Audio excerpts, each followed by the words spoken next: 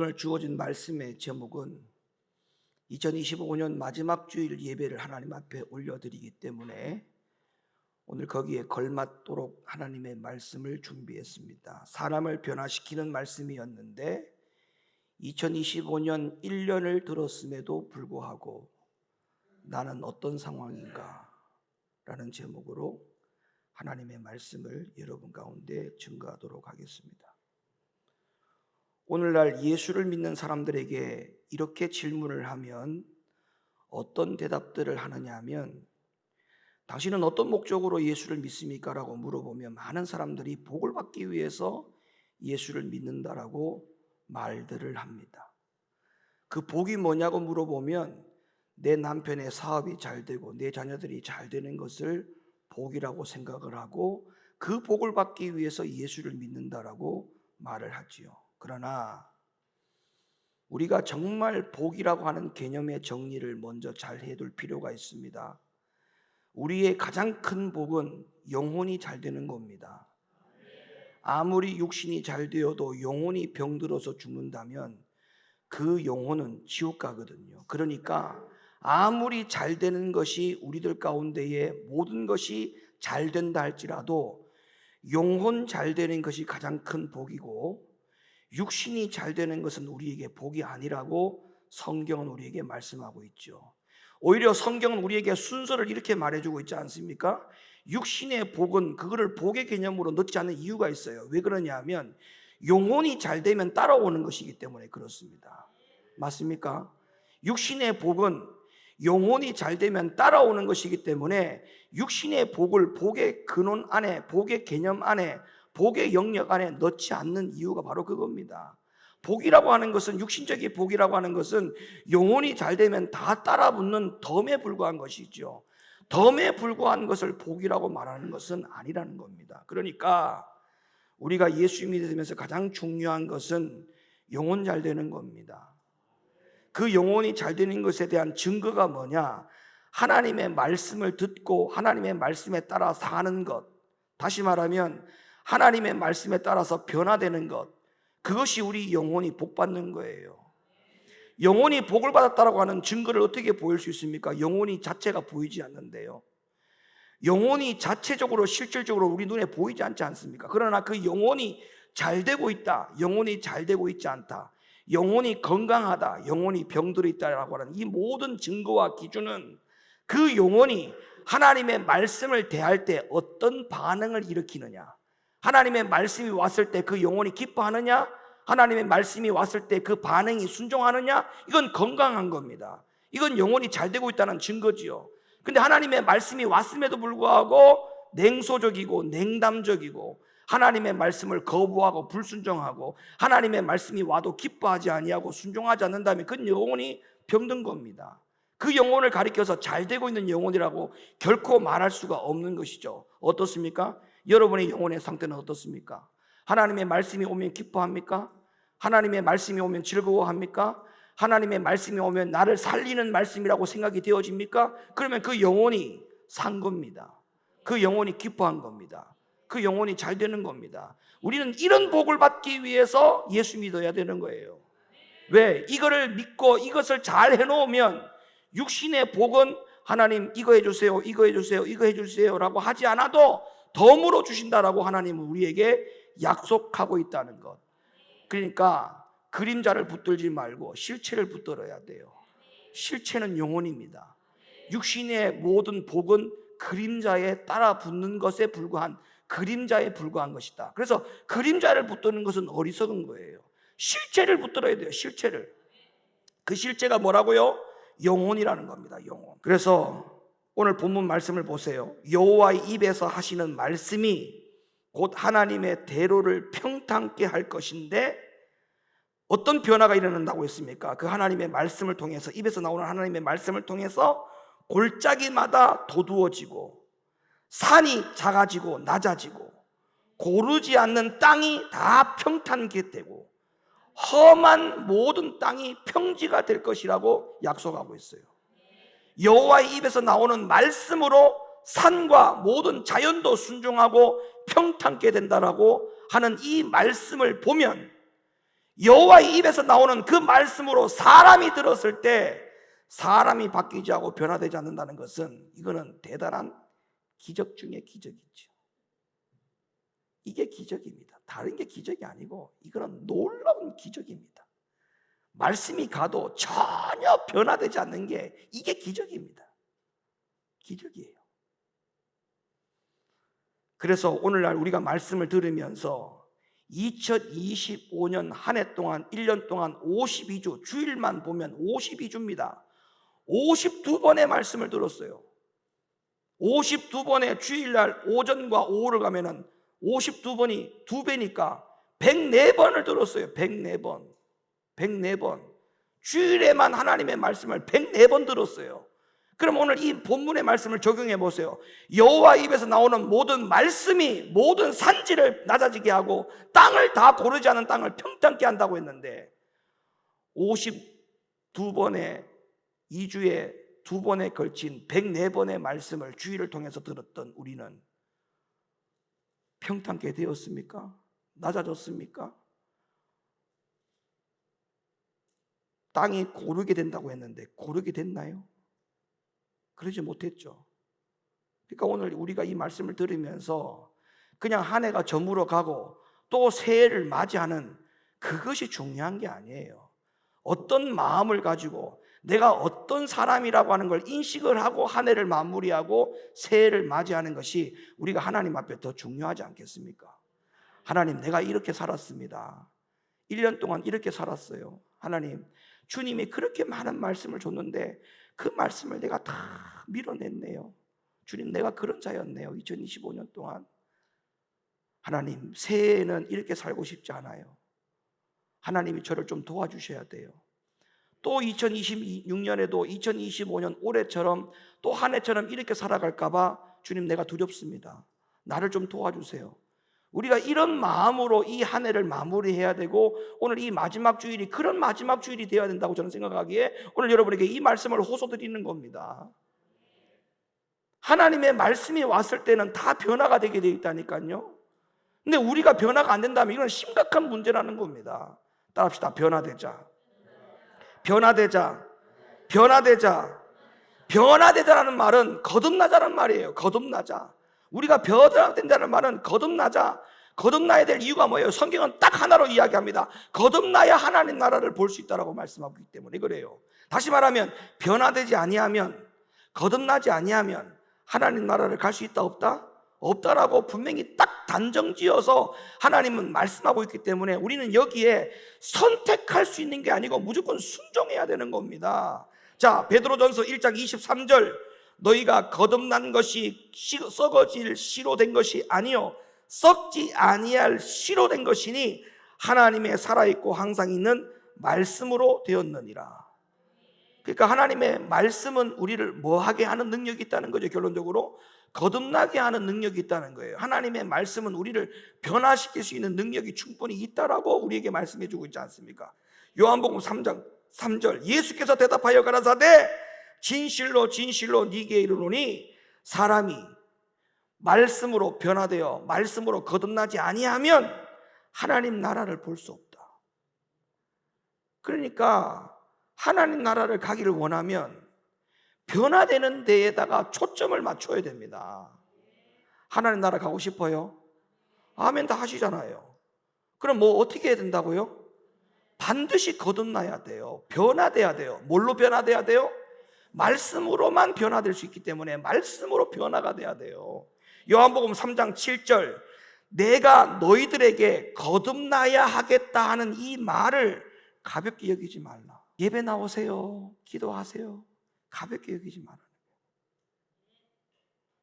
성경 읽으세요. 말씀을 재반복해서 들으세요. 이거를 가볍게 여기지 말라는 거예요. 왜냐하면 말씀을 또 들어서 여러분이 순종한 게 아니에요. 그 행위 자체가 순종으로 가는 거기 때문에 해야 되는 거예요. 이해가 되세요? 예배 나오세요. 기도하세요. 예배 나오고 기도 나오는 것도 복이죠. 그러나 그렇게 행위를 옮겨가는 것이 그게 변화거든요. 변화. 그 변화의 행위 자체가 벌써 이미 복을 받을 만한 자격이 되어지는 겁니다. 근데 왜 이걸 안 해요? 이걸 안 하고 예수 믿으면서 복 받기를 원한대요. 그러면 영혼이 거듭나는 것, 잘 되는 것, 이게 영혼이 잘 되는 것이 되지 않는데 어떻게 하나님이 범사에 우리에게 덤으로 주시는 복을 따라 붙일 수가 있겠습니까? 그건 따라 붙일 수가 없어요. 고린도전서 6장 9절, 불의한 자가 하나님의 나라를 유업으로 받지 못할 줄 알지 못하느냐? 미혹을 받지 말라. 음란하는 자나 우상 숭배하는 자나 간음하는 자나 탐색하는 자나 남색하는 자나 도적이나 탐남이나 술 취한 자나 후욕하는 자나 도색하는 자들은 하나님의 나라를 유업으로 받지 못하리라. 아멘. 여기서 말하는 불의한 자라는 말은 거듭나지 아니한 자, 하나님 말씀에 순종하지 아니하는 자, 그걸 말하는 거예요. 따라합시다. 불의한 자, 거듭나지 아니한 자는 하나님의 나라를 볼 수 없다. 믿으시면 아멘. 여러분, 신약 성경에 놀라운 사실이 하나 발견될 수 있습니다. 신약 성경에 보면, 신약 성경 맨 처음에 마태복음을 열자마자 무릎을 딱 쳐집니다. 왜 이 말씀이 기록되어 있지? 그리고 그 다음에 이런 이유 때문에 마태복음에서 이 말씀이 기록되었구나 라고 하는 감탄사가 저절로 나오는 구절이 딱 하나가 있어요. 그게 뭐냐 하면 마태복음 3장 3절 열어주세요. 저는 선지자 이사야로 말씀하신 자라 일렀으되, 다시 저는 선지자 이사야로 말씀하신 자라 일렀으되, 무슨 말이냐면 신약 성경 제일 처음에 나오는 마태복음을 딱 열어서 읽어보니까 3장에 가보니까 구약의 말씀이 나온다는 거죠. 구약의 말씀이 나온다는 것도 놀라운 일이죠. 근데 구약의 말씀이 얼마나 많습니까? 얼마나 많습니까? 그 구약의 많은 여러 말씀 중에 왜 가운데 특별히 이 이사야의 말씀을 인용하고 있을까라고 하는 부분입니다. 다시 신약 성경을 열었는데 구약의 말씀이 나온다는 것, 그런데 그 구약의 말씀들 가운데 왜 하필이면 이사야의 말씀만 인용을 했냐라고 하는 이 부분에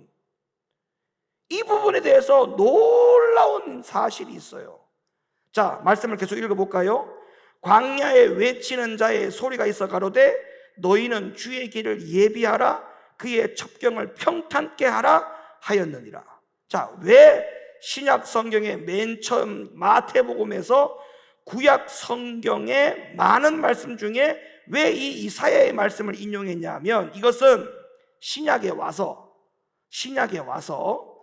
예수님이 구약에 말씀하신 대로, 예언하신 대로 오셨다라고 하는 것을 먼저 얘기하고 싶은 거예요. 신약 성경을 딱 열자마자 구약의 말씀이 딱 들어온 것은 예수님이 오신 것이 구약의 예언대로 왔다, 이거를 우리에게 시사해 주는 의미가 있고, 그 다음에 그러면 구약의 말씀 가운데 왜 하필이면 이사야의 말씀만 인용을 했냐 이 말이죠. 이거는 또 어떤 의미가 있냐면, 예수님이 이 땅에 오실 때에 구약의 예언대로 오시겠으나 그 오시는 예수님이 이사야와 같은 사역을 할 것이다라고 하는 것을 알려주신 거예요. 누구와 같이 사역한다? 이사야와 같은 사역. 이 이사야와 같은 사역이 바로 어떤 사역이냐면 이사야가 예언한 사역.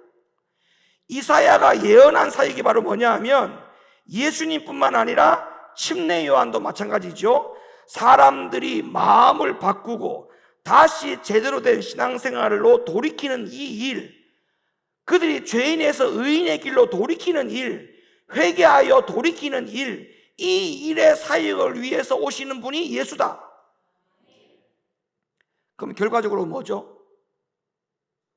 거듭남이죠. 결과적으로 뭐죠? 변화되는 거죠. 그러니까 예수님이 이 땅에 오시는 목적은 우리를 어떻게 하기 위해서 오신다는 거죠? 변화시키기 위해서, 우리를 거듭나게 하기 위해서 오시는 분이다 라고 하는 것을 가르쳐주고 있어요. 그러면 예수님이 하시는 모든 사역이 다 우리를 변화시키는 사역이라고 생각하면 됩니다. 그럼 오늘날 모든 말씀이 예수님이 구약에 예언한 대로 오셨으니까 구약의 말씀도 인용할 수가 있죠. 또 신약에 오셔서 예수님께서 많은 말씀들을 하셨죠. 그러면 구약의 말씀, 신약의 모든 이 말씀은 우리에게 어떻게 하라고 주신 말씀이냐? 변화되고 거듭나라고 주신 말씀이라는 거예요. 목적이 그렇다는 겁니다. 근데 이 말씀을 듣고 그냥 감동만 받고 끝난다? 감탄만 받고 끝난다? 아이 좋아라 하고 끝난다? 이건 안 된다는 거예요. 안 된다는 거예요. 말씀을 듣는 목적도 변화, 기도를 하는 목적도 뭐예요? 변화예요. 여러분, 기도를 많이 하는 것에 목적을 두면 큰일 난다고 했죠. 제가 교만해진다고 했어요. 기도를 많이 하는 게 중요한 게 아니고 기도의 사람이 되는 게 더 중요한 겁니다. 여러분 보세요. 야곱의 기도를 한번 보세요. 야곱의 기도. 여러분들이 아마 야곱의 기도 같은 기도를 한다면 여러분 못 해낼 겁니다. 왜 못 해내느냐? 일단 기분 나빠서 못 해. 왜 기분 나쁘냐? 제가 예를 들어 볼게요. 기도 열심히 했어. 밤새도록 아침에 오기까지 기도를 열심히 했다고. 기도했는데 주님이 응답을 주신 게 무슨 응답 주셨어요? 물질의 복을 주셨어요? 뭐 환경이 바뀌었어요? 아무것도 바뀐 것도 없고 물질의 복 주신 것도 아니야. 그렇게 열심히 기도했는데 야곱에게 주신 응답은 딱 두 가지. 첫째, 이름 바꿔준 거 하나. 이름 바꿔줬어요. 너는 지금부터 야곱이라 부르지 말고 뭐라 불러라? 이스라엘이라 불러라. 이름 바꿔준 거 하나. 그 다음 또 하나 응답이 왔어. 환도뼈를 뿌려버렸어. 아니 기도 열심히 했는데 왜 이러지? 이런 상황만 벌어져도 여러분 기도할 힘이 납니까 안 납니까? 안 나는 게 사실 아닙니까? 근데 야곱은 기도 열심히 했는데 응답을 주신 게 딱 두 가지. 이름 바꿔준 거 하나. 그 다음에 뭐 하나? 환도뼈를 부러뜨렸다고. 이거는 하나님이 야곱에게 엄청난 복을 준 거예요. 왜 어떤 복을 주신지 알아요? 무슨 복을 주신지 알아요? 영혼이 잘 되는 복을 주신 거예요. 다시 말하면 그동안의 야곱은 잔꾀가 굵었고 잔꾀를 부렸고 자기 생각과 굉장히 계산적으로 살아왔단 말입니다. 그런 야곱에게 이름을 바꿔준 거예요. 다시 말하면 변화되라는 겁니다. 너는 이제부터 그렇게 살지 말라는 거예요. 변화를 준 거예요. 이름을 바꿨죠. 이름만 바꿔준 게 아니에요. 이름대로 살라고 환도뼈를 부러뜨린 거예요. 무슨 말이냐면 환도뼈의 부위가 어디냐면 이 골반과 몸통 사이를 다리를 이어주는 넓적다리 부분이 이게 환도뼈입니다. 환도뼈. 다시 말하면 몸과 다리를 연결해주는 중심부위예요. 중심부위. 그러니까 이제는 네가 환도뼈를 부러뜨린 것은 이제는 네가 네 힘으로, 네 잔꾀로, 네 생각대로 살지 말고, 네 계산대로 살지 말고 오직 누구의 생각대로 살아라는 거예요? 오직 하나님 생각대로, 하나님 중심으로 돌아와라. 하나님의 중심으로 돌아와라. 그전에는 네가 야곱이었으나 이제는 하나님 중심으로 돌아와야 되기 때문에 너는 이스라엘이라. 예, 알겠습니다라고 해도 될 터인데 아니다, 안 된다. 한도뼈를 탁 부러뜨린 거야. 증거로 야곱이 이름 바꿔놓고 예, 알겠습니다 분명히 했을 거 아니에요. 근데도 안 된다는 거야. 하나님이 안 돼. 너 이번에 그냥 여기 아예 뿌리를 내려야 된다. 사생결단을 해야 된다. 환도뼈를 탁 부러뜨린 거야. 야곱도 그렇게 기도를 했는데 하나님의 응답은 바뀌라고 하는 신호를 준 거예요. 바뀌어라. 기도하는 자도 목적이 뭐예요? 바뀌어야 되는 거예요. 말씀을 듣는 목적도 뭐예요? 바뀌어야 되는 거예요. 이 교회에서 신앙생활하는 목적이 뭐예요? 바뀌어야 되는 거예요. 바뀌어야 되는 거예요. 바뀌어야 된다라고 하는 말을 자꾸 할 때마다 여러분의 눈은 초롱초롱해져야 되는 겁니다. 바뀌어야 됩니다. 바뀌어야 돼요. 말씀으로 바뀌어야 되고 기도로 바뀌어야 되고 예배로 바뀌어야 되고 다 바뀌어야 됩니다. 이 목적이 안 되면은 2025년 또 2026년도가 또 다른 2026년이 2025년밖에 안 된다는 거예요. 이렇게 계속 시간 지내다가 주님 오시면 어떻게 할 겁니까? 변화가 안 된다 결론이? 열매가 없다? 큰일 나는 거예요. 그래서 제가 말씀을 드리는 겁니다. 자, 가브리엘 천사가 침례 요한에 대해서도 뭐라고 말을 했어요? 누가복음 1장 13절 천사가 일러 가로되 사가랴여 무서워 말라 너의 간구함이 들린지라 네 아내 엘리사벳이 네게 아들을 낳아 주리니 그 이름을 요한이라 하라. 너도 기뻐하고 즐거워할 것이요 많은 사람도 그의 남을 기뻐하리니 이는 저가 주 앞에 큰 자가 되며 포도주나 소주를 마시지 아니하며 모태로부터 성령의 충만함을 입어 이스라엘 자손을 주 너희 곧 저희 하나님께로 많이 어떻게 한다? 많이 어떻게 한다? 돌아오게 하겠음이니라. 제가 또 엘리야의 심령과 능력이라잖아. 엘리야의 심령. 그러니까 예수님의 사역이나 이 침례 요한이나 사역이 다 똑같아요. 엘리야와 같은 심령으로 주께로 돌아오게 하는 것. 이 사역 때문에 주님이 오셨고 침례 요한도 그 사역을 했다라고 하는 것이 지금 엘리야의 예언에 있었다는 거예요. 엘리야의 예언에. 주 앞에 가서 아비의 마음을 자식에게, 거스르는 자를 의인의 슬기에 돌아오게 하고 주를 위하여 세운 백성을 예비하리라.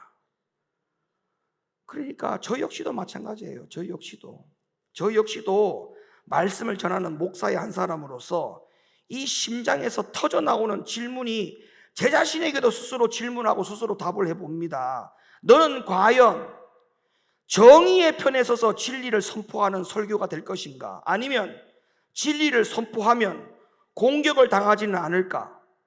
사람들이 떠나지는 아니할까? 대충 뒤로 물러서서 대충 얼버무리는 말씀을 전할 것인가? 이 질문에 스스로 대답을 하면서 다짐을 하면서 말씀을 준비하고 말씀을 전하는 거예요. 왜? 엘리야의 예언이 그러했다고 예수님이 그 예언에 따라서 예수님이 이 땅에 오셔서 그 사역을 하셨고 침례 요한도 그 사역을 했다면, 오늘날 이 모든 말씀을 가지고 말씀을 준비하고 대하는 주의 종들의 심정은 엘리야와 같은 심정이 아니라면 이거 사꾼이 아닙니까? 이거 거짓말하는 거 아니에요? 잘못 전하는 게 아니냐 이 말이에요. 제가 그래서 안 된다는 거예요. 여러분, 우리는 철저하게 하나님의 말씀으로 찔림을 받아야 됩니다. 회개해야 됩니다. 순종의 자리로 돌아가야 됩니다. 하나님의 사람으로 돌아가야 돼요. 세상적인 사람이었다가 하나님의 사람으로 돌아가는 거예요. 이게 뭐예요? 거듭남이에요. 이게 뭐예요? 변화가 되는 거예요. 변화가 돼야 돼. 조금씩이라도 변화가 돼야 돼요.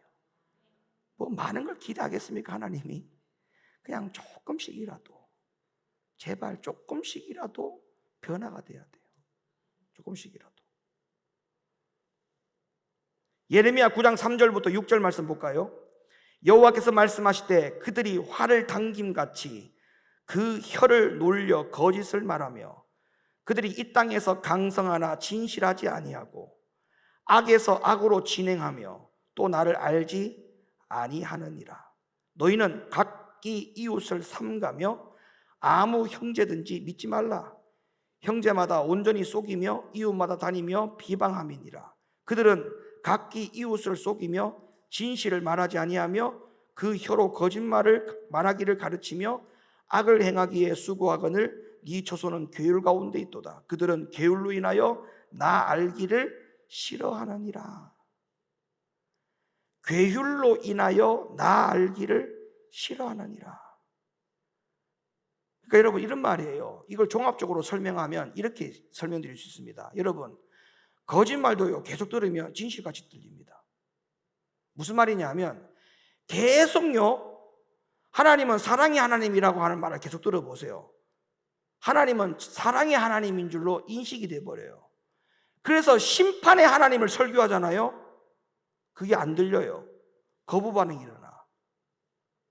다시 말하면 거짓을 들었기 때문에 진실이 와고 참이 와도 그걸 참과 진실로 받아들이지 않는다는 겁니다. 그러니까 괴율로 인하여 나 알기를 싫어하느니라. 속이는 말로 인해서 진짜가 와도 그것을 받아들이지 못한다는 거죠. 우리는 사랑의 하나님에 대한 이야기만 계속 들어왔는데 왜 심판의 하나님을 설교하느냐? 하지 마라. 듣기 싫다는 거죠. 이게 괴율로 인하여 나 알기를 알지 못하느니라. 하나님에 대해서 모르는 거예요. 거짓말을 계속 듣다 보면 그게 참인 줄 아는 겁니다. 이게 굉장히 무서운 거예요, 여러분. 굉장히 무서운 겁니다. 한 번 구원은 영원한 구원이라고 하는 그 가짜의 이야기를 계속 들어보세요. 한 번 구원은 영원한 구원이 아니다라고 하는 말씀을 전하고 그게 참인데도 진실인데도 불구하고 그게 귀에 안 들려와요. 오히려 이게 거짓말인 줄 들려요. 이게 정말 무서운 겁니다. 자, 이제 말씀을 정리하겠습니다. 변화돼야 됩니다. 주님이 이 땅에 오시는 그날까지 주님은 우리에게 무엇을 기대하고 주님 오실 날을 기대하고 대기하고 계시냐면 변화되기를 기다리고 있는 거예요. 자, 예를 들어 보세요. 제가 남편인데 아내가 변화되지 않는 모습으로 그대로 기다려 있다면 남편이 데리러 갈 수 없어요. 예비 신랑이 데리러 갈 수 없다니까요. 변화가 된 것을 확인을 하면 남편이 데리러 옵니다. 신랑이 데리러 온다고요. 똑같은 거예요. 만약에 하나님이 이 땅에 재림의 속도가 자꾸 늦어지고 시간이 늦어지는 이유는 뭐냐? 정말 하나님이 사랑하는 자가 이 땅에 있다는 것이고 그 자가 아직까지 뭐하지 않다는 거예요? 변화되지 않기 때문에 신랑이 기다리고 있어요. 오면 그 신부를 못 데리고 가니까 기다리는 거예요. 응? 주님이 높은 교회로 빨리 오셔야 되는데 여기 오시려고 해도 여러분 가운데 가장 사랑하는 사람이 누군가가 있는데 변화가 안 돼. 그러면 주님이 이 교회 못 옵니다. 주님의 재림의 속도가 늦어지는 건 다 여러분 책임이야. 다 내 책임이라고 생각하면 돼. 말로만 주님 빨리 오세요. 곧 오셨으면 좋겠습니다. 그렇게 말로만 하지 말고 주님이 빨리 오게 하는 방법이 뭐예요? 그러니까 내가 빨리 변화되면 돼요. 빨리 되려면 주님이 금방 옵니다. 왜? 내가 데리고 갈 신부가 변화가 되어서 준비가 되어 있는데 어떤 신랑이 늦게 오겠습니까? 어떤 신랑이 지착입니까? 빨리 데리고 가고 싶지. 자, 사랑하는 성도 여러분, 2025년 한 해가 다 지나갑니다. 오늘 마지막 주일입니다. 마지막 주일 예배. 52주 가운데 마지막 주일 예배입니다. 그리고 21세기의 4분의 1이 지나갑니다. 이제 4분의 1. 우리에게 22세기가 올까요? 저는 22세기가 안 올 거라고 믿습니다. 성경적으로 보면 22세기가 오기라고 하는 것은 제가 볼 때 불가능해요. 한 세기가 100년이잖아요. 100년에 25년이 지나갔으니까 4분의 1이 지나간 겁니다. 이거 심각한 겁니다, 여러분. 시간은 화살같이 지나갑니다, 지금. 1년 동안, 그동안 그 많은 말씀을 들었음에도 불구하고 지금 52주의 마지막 주일 예배를 드리는 이 결산의 날에 여전히 아직도 내가 변화가 되지 않았다면 이건 심각한 겁니다. 그래서 제가 서두에 드렸던 질문을 다시 한번 해볼게요.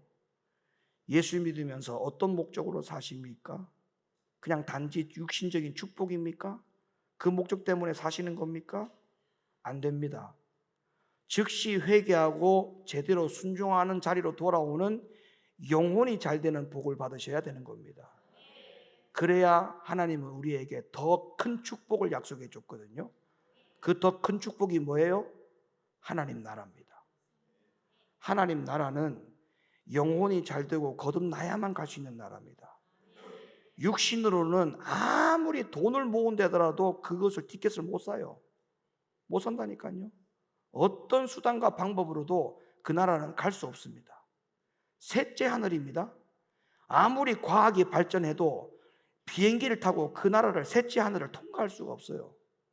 그러니 우리는 그 큰 축복, 하나님 나라라고 하는 축복, 이 축복을 받기 위해서는 어떻게 돼요? 영혼 잘 되는 것, 하나님의 말씀을 통해서 변화되는 것, 순종한 자리로 돌아오는 것, 이것이 우리에게 가장 큰 복이라는 사실을 믿으시고 2026년도 한 해 시작될 때부터 우리가 이 말씀을 딱 붙들고 하나님 말씀에 순종하여 변화되는 영적인 복을 받으리라, 여기에 결단하시고 양보 없으시는 우리 모든 성도들 되기를 예수님의 이름으로 간절히 축원을 드립니다.